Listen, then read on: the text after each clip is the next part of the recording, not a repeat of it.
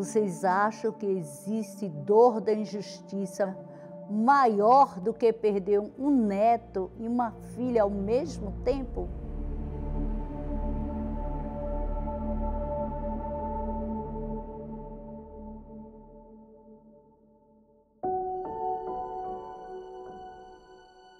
Final de 2024, minha filha estava gestante, foi a primeira gestação dela, todo mundo feliz, eu mesmo quem comprei todo o enxoval, o quarto dele estava lindo e a gente só esperando esse momento. E no dia de dar à luz, ela chegou no hospital, os batimentos cardíacos estavam ótimos e as contrações aumentando, e os médicos colocaram ela de lado, de perna cruzada, porque falaram que ela tinha que prender as contrações para poder ser transferida. Só que as contrações aumentaram, foi aumentando, eles vieram e aí eles fizeram o parto, deram um corte profundo, onde esse corte machucou a criança, que está a marquinha do ferro, e a criança nasceu com a marca na testa e já sem vida, foi a óbito.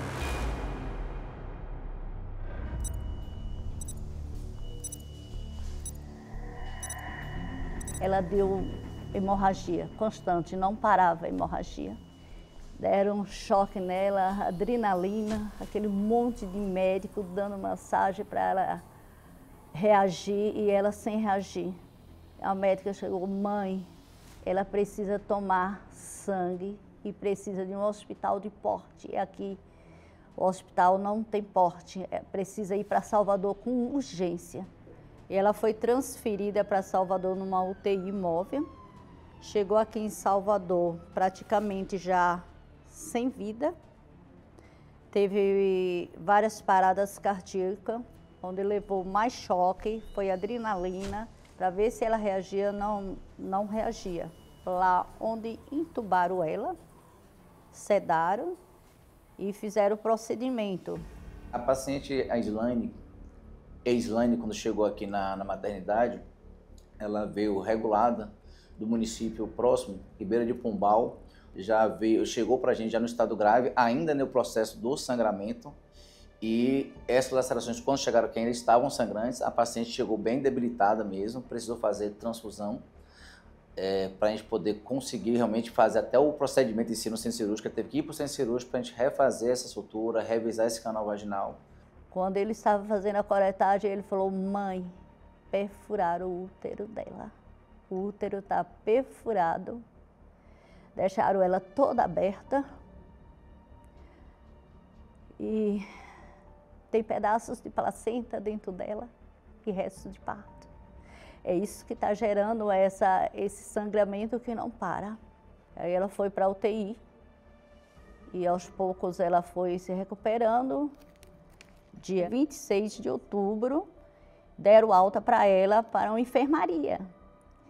E ao chegar lá, ela se deparou com um pai, com um bebê do sexo masculino no braço, que estava na porta da enfermaria. Quando ela viu aquele pai com aquele bebê, ela lembrou do filho dela, ela teve um surto psicótico.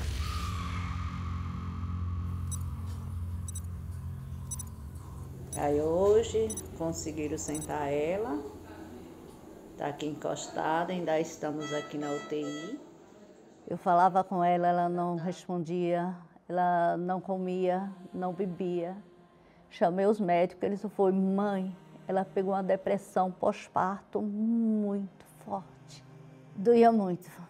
Quando eu lembrava do meu neto, o qual mesmo eu levei ela até o cemitério, e eu via minha filha naquela situação, aquela dor aumentava, era uma dor insuportável.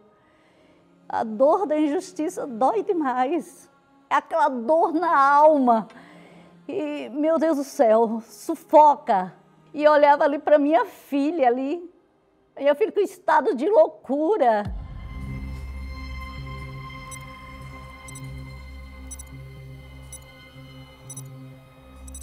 Dia 30 ela amanheceu sentindo muitas dores, muita dor mesmo, que ela ficava com os olhos parados. E eu chamei os médicos, fizeram muitos exames, vários exames. Ele falou: mãe, tem um líquido no corpo dela que já tomou todo o intestino. E tudo indica que é uma hemorragia interna e vai ter que fazer uma cirurgia. No caso em apreço, na situação da paciente Eislaine Silva da Mota, nós fomos chamados em função de uma condição crítica de emergência gastrointestinal no curso de um puerpério complexo, complicado em função de um processo infeccioso puerperal com uma situação em que se encaixa em um processo de alta mortalidade também. Quando a complicação grave se dá nessa circunstância, é geralmente muito grave.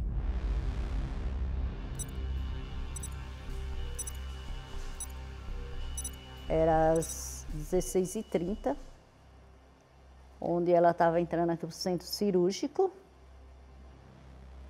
onde tiveram que abrir ela toda.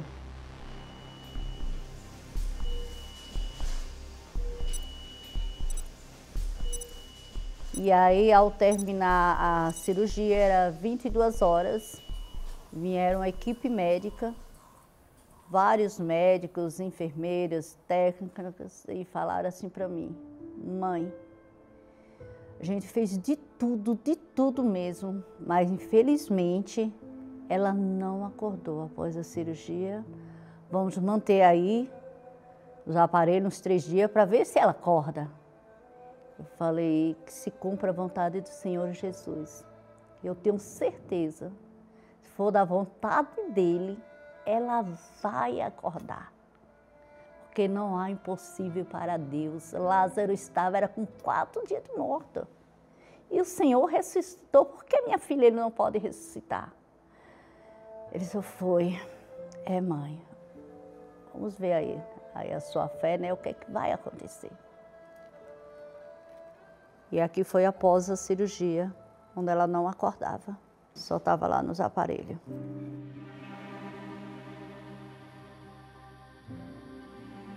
Aí no primeiro dia os médicos vieram: e aí, ela acordou? Eu, não. Todo mundo ali triste, né? Segundo dia: e aí, acordou? Não. Terceiro dia: e aí, acordou? Não.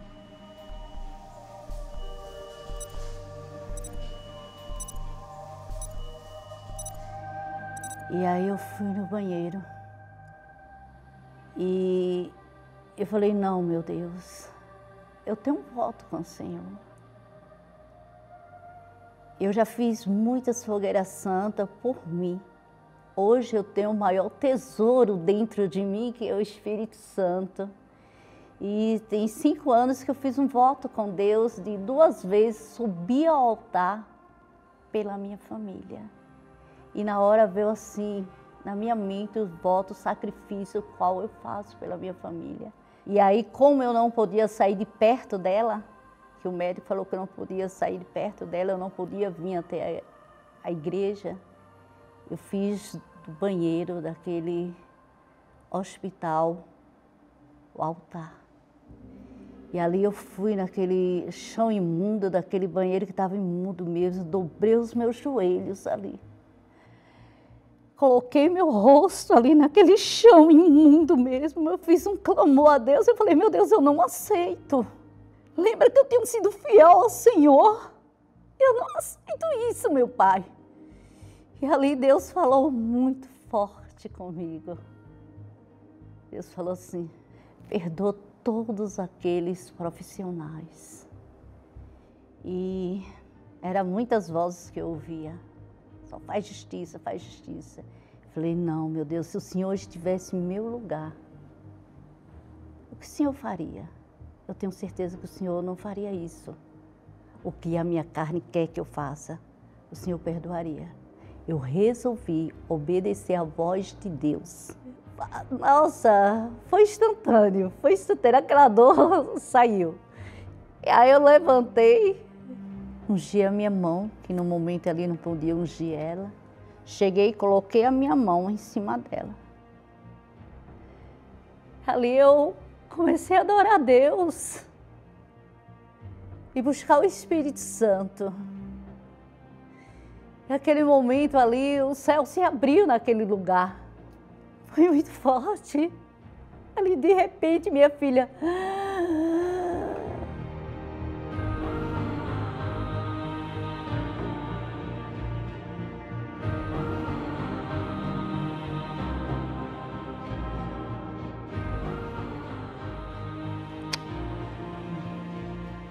Minha filha está aqui, com saúde, fez todos os exames, um diagnóstico completo e tudo ok.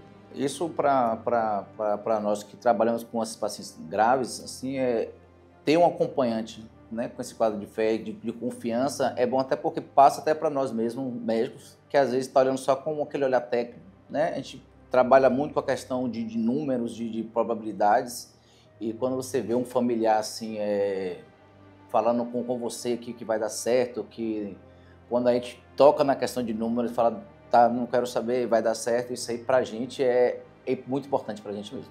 Eu costumo dizer para os familiares dos meus pacientes que assim, olha, mesmo quando você acha que ele não está ouvindo, fale. Então, a contribuição da presença da senhora mãe de Eislaine, ela certamente favoreceu e contribuiu muito com a melhora de Eislaine. Para Deus não existe impossível. Deus fez justiça. Minha filha está aqui viva. Hoje, graças a Deus, eu estou bem. O vazio de ter perdido um filho, porque toda mãe, toda mulher, ela sente. Mas aquele vazio que eu senti, Deus, Ele preencheu. Hoje eu estou em paz e graças a Deus eu tenho paz. Todo momento eu agradeço a Deus, só agradeço a Deus. Hoje tenho um motivo só para agradecer, nada a pedir, só agradecer. Porque não tenho meu neto, mas eu tenho a minha filha. Que eu amo muito, muito mesmo.